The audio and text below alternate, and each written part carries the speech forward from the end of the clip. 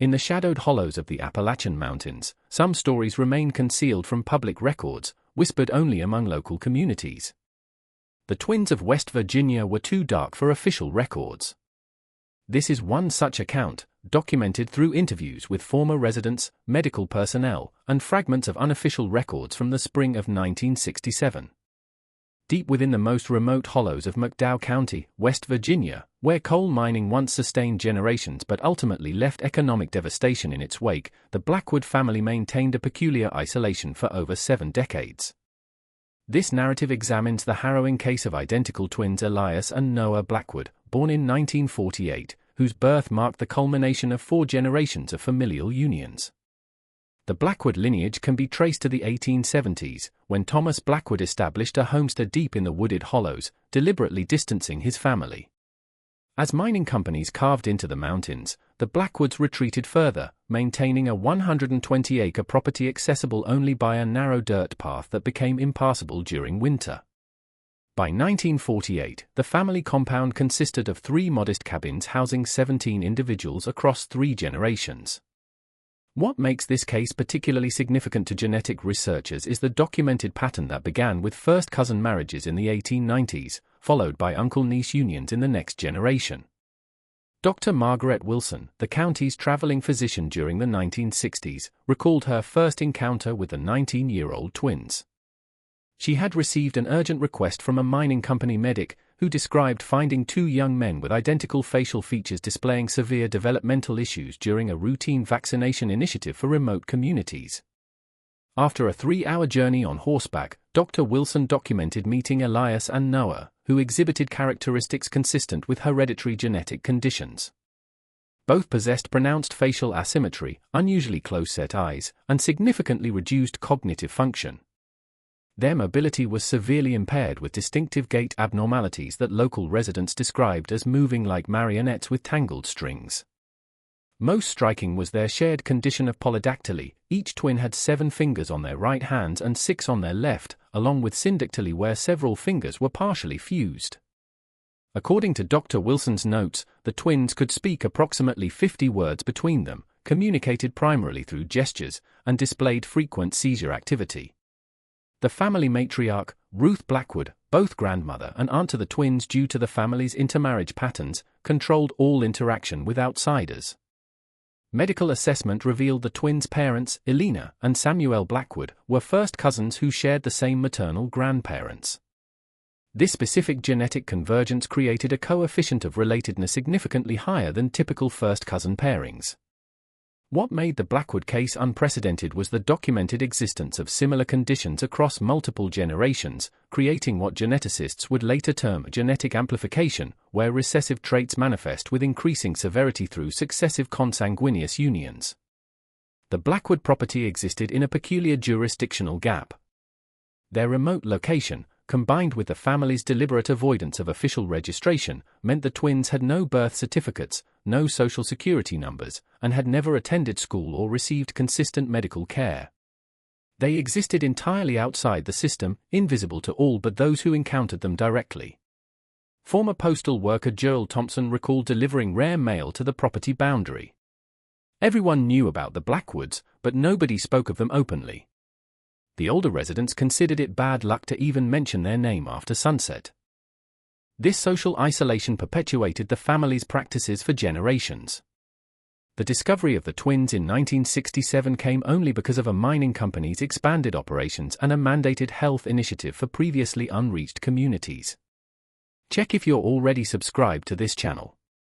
If you care about uncovering America's hidden histories and the devastating consequences of genetic isolation, subscribing is your window into stories deliberately erased from our collective memory. The Blackwood family's genetic history reveals a troubling pattern that began long before Elias and Noah's birth.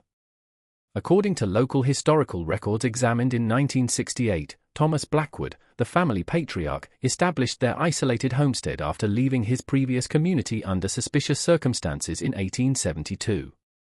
County archives suggest Thomas had been widowed twice under questionable circumstances before relocating to West Virginia with his 3 daughters and 1 son. Within this new isolated setting, he established strict rules prohibiting interaction with neighbors, citing protection from corruption. By the 1890s, the second generation of Blackwoods had reached adulthood within this isolated environment.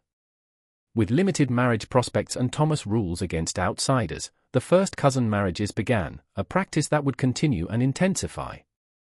Dr. James Harrington, a geneticist who examined limited blood samples from the twins in 1968, explained, "What makes this case scientifically significant is not merely the presence of consanguinity, but the systematic nature of it across generations. Each successive union occurred between individuals who already shared significant portions of their genetic material. The genetic consequences followed predictable patterns. The first generation of cousin marriages produced children with minimal outward symptoms, though historical accounts mention slowness of thought. By the second generation, when uncle-niece pairings occurred, more pronounced physical manifestations appeared, including the distinctive hand malformations that would later become dramatically expressed in Elias and Noah. Eleanor and Samuel Blackwood, the twins' parents, represented perhaps the most concerning genetic convergence. Not only were they first cousins, but both carried recessive genes amplified through previous generations of intermarriage. Their union essentially concentrated for generations of increasingly related genetic material. When Elena gave birth to identical twins in the spring of 1948, the genetic expression reached its pinnacle. The delivery occurred within the family compound, which explains the absence of birth records. According to Ruth Blackwood's account to Dr. Wilson, the twins were born blue and strange and not expected to survive. Local folklorist Catherine Murray documented the community's perception. Surrounding communities created elaborate explanations. Some believed the land itself was cursed, others suggested Thomas had made a deal with supernatural forces. These folklore elements served as cautionary tales. The scientific reality, however, was far more straightforward. The family had created a perfect environment for genetic amplification through successive consanguineous unions. What separated the Blackwood case was the deliberate, sustained nature of their genetic isolation. While most consanguineous unions throughout history occurred sporadically, the Blackwood lineage represented an almost laboratory-like environment of genetic concentration. By 1967, the twins displayed a constellation of symptoms resulting directly from their genetic heritage. Their identical presentation suggested genetic factors rather than environmental causes. Although their isolated upbringing and limited nutrition certainly exacerbated their developmental challenges, the twins spent their entire lives within a quarter-mile radius of their birth cabin. Their existence consisted primarily of simple tasks assigned by Ruth: gathering kindling, feeding chickens, and carrying water. They slept in a small room beneath the main cabin's kitchen, accessible only through a trap door, a space a former mining medic described as more suitable for storage than human habitation. What made their condition particularly striking was the mirroring of their symptoms. Both experienced seizures at nearly identical intervals, displayed the same hand formations, and their limited vocabulary consisted of identical words. This perfect symmetry provided researchers with invaluable insights into how genetic factors manifest in identical twins with shared consanguineous heritage. The twins' case eventually caught the attention of Dr. Elizabeth Montgomery from Johns Hopkins University, who specialized in hereditary conditions. While never permitted to examine the twins directly, she reviewed Dr. Wilson's notes and the limited blood work. Her 1969 assessment concluded that Elias and Noah represented perhaps the most significant documented case of genetic amplification through multi-generational consanguinity in modern medical literature. The discovery created a complex ethical dilemma for the few professionals aware of their existence. Dr. Wilson found herself caught between medical obligation and the reality that intervention might do more harm than good for the 19-year-old twins, who had never known any other existence. There was no precedent for handling a situation like this, recalled County Sheriff Robert Hayes in a 1975 interview. These were adults with no legal existence, displaying severe impairments, living in conditions most would consider inhumane. Yet, they were surrounded by family who, despite their disturbing practices, provided the only care they had ever known.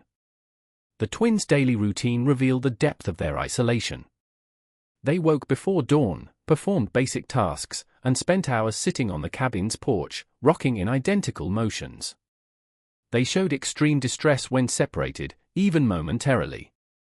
On the rare occasions when mining company vehicles passed within view, the twins would hide under their sleeping pallet. Perhaps most unsettling were their communication patterns. Though limited in conventional language, they had developed an elaborate system of gestures, sounds, and physical contact that Dr. Wilson described as a private language evolved in isolation. Fellow community members who had glimpsed the twins created their own narratives. Marjorie Collins, who operated the nearest general store, shared what she had heard. People said the Blackwood men had gone into the deepest mines and brought something unnatural back with them. Nobody wanted to acknowledge the simpler truth. If you've made it this far into our investigation, leave a comment saying, "Some family trees shouldn't branch." This is how deeply these hidden histories affect us all, acknowledging that what happened in those mountains reflects darker aspects of American rural isolation we are only beginning to understand. The truth remained concealed partly because of community complicity. Local officials had long been aware of rumors but deliberately avoided investigating. School census takers were told the property was uninhabited. Tax assessors accepted payments through intermediaries. This systemic avoidance allowed the family's practices to continue for generations.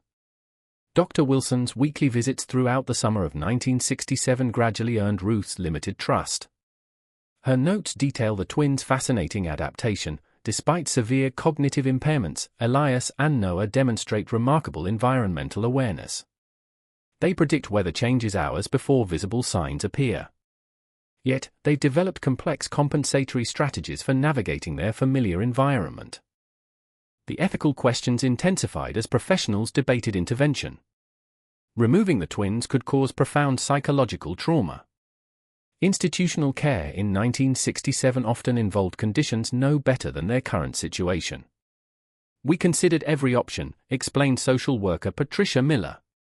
The reality was that no good solution existed. The damage of generations couldn't be undone. By late summer 1967, a tentative plan had formed. Dr. Wilson would continue regular visits, bringing medical supplies and introducing basic developmental activities. County officials would discover the twins during routine property reassessment. A local church outreach program would provide supplementary food and clothing. This cautious approach acknowledged that immediate dramatic intervention might cause more harm. As autumn approached, the fragile equilibrium faced an unexpected disruption. Ruth Blackwood suffered a severe stroke, leaving her bedridden and unable to manage the twins' care. This crisis forced the remaining family members to reluctantly accept more extensive outside assistance. Dr. Wilson's notes from September 1967 detail the shift. With Ruth incapacitated, the carefully maintained isolation of decades has fractured. "What I've observed confirms our worst suspicions and reveals new concerns." The most alarming discovery was the severity of the twins' deteriorating medical conditions. Both exhibited symptoms consistent with progressive neurological disorders, likely accelerated by nutritional deficiencies. County Medical Examiner Dr. Robert Jenkins documented his impressions. "The compound exists in a state of suspended time. The isolation is so complete that when I mentioned President Johnson, none of the younger family members recognized the name." The examination of Ruth provided the first opportunity for proper assessment of the twins' blood work. The results confirmed the degree of genetic similarity exceeded even theoretical predictions. This medical crisis revealed broader consequences. Without Ruth's authoritative presence, long-suppressed family tensions emerged. Several younger family members expressed a desire to leave the compound, a prospect previously unthinkable. Anthropologist Dr. Sarah Collins noted, "With the central authority figure incapacitated, we're witnessing the rapid dissolution of social structures that persisted for nearly a century." The most profound change involved the twins themselves. Without Ruth's constant supervision, they displayed behaviors previously suppressed, including independent exploration. Dr. Wilson observed, when certain family members are absent, the twins exhibit markedly different behaviors. This suggests their apparent limitations may be partially reinforced by family dynamics. As Ruth's health stabilized but remained severely diminished, county officials faced increasing pressure to formalize intervention. The discovery that neither the twins nor several younger family members possessed birth certificates compelled the creation of temporary legal records. Sheriff Hayes recalled the bureaucratic challenges. Creating legal identities for individuals who've existed for decades without documentation required extraordinary measures. By November 1967, the increased presence of medical personnel and social workers had fundamentally altered the Blackwood compound's isolation. Weekly visits became daily interventions. This transition occurred against the backdrop of broader social changes sweeping through Appalachia in the late 1960s. Federal initiatives targeting rural poverty and expanded healthcare outreach meant the Blackwood situation no longer existed entirely outside regulatory awareness. The genetic legacy continued to reveal itself. Dr. Montgomery's analysis in early 1968 confirmed the presence of multiple recessive conditions amplified through generations. Her report concluded, the Blackwood case represents a tragic natural experiment in genetic concentration. For the twins, then 20 years old, the winter of 1967-68 brought their first experiences with sustained medical intervention. Basic treatments produced noticeable physical improvements. Yet, the decades of neglect had created irreversible neurological patterns. The spring of 1968 marked a pivotal transition. As the outside world increasingly penetrated their hollow, decisions about their future could no longer be postponed. The intervention team presented their assessment to county officials in April 1968. Their report outlined the stark reality: the twins exist in a precarious state between worlds. They cannot be fully integrated into conventional society, yet their current living situation represents an ongoing risk. The solution emerged through unexpected collaboration. A specialized residential facility in neighboring Kentucky had recently expanded its services. Through careful negotiation, arrangements were made for the twins' transfer in June 1968, representing their first journey beyond the family property in their 20 years of existence. Dr. Wilson's notes detail the preparation. We've created a carefully structured transition plan. Their response reveals both their limitations and surprising adaptability. The legal aspects required creative solutions. A specially appointed guardian ad litem represented their interests, with limited conservatorship granted to medical professionals. The twins' departure marked the effective end of the Blackwood family's isolated existence. With Ruth's authority diminished and outside scrutiny established, younger family members began leaving. Within months, only Ruth and two elderly siblings remained. At the residential facility, Elias and Noah's unique case provided valuable insights for medical researchers. Their identical genetic makeup but differing symptom expression offered rare opportunities for study. Dr. Montgomery's follow-up assessment in 1970 noted, the twins' improvement in controlled conditions provides important evidence regarding the developmental versus genetic components of their presentation. The broader impact extended beyond the twins. Their case, with details obscured, influenced early discussions about genetic counseling protocols in isolated communities. Public health initiatives throughout Appalachia incorporated lessons learned from the Blackwood intervention. By 1972, when the twins reached age 24, their condition had stabilized into their permanent state. They remained profoundly limited but had adapted successfully to their new environment. The Blackwood property itself underwent transformation. After Ruth's death in 1971, the land was sold to a timber company. The cabins were dismantled, and the forest reclaimed the clearing.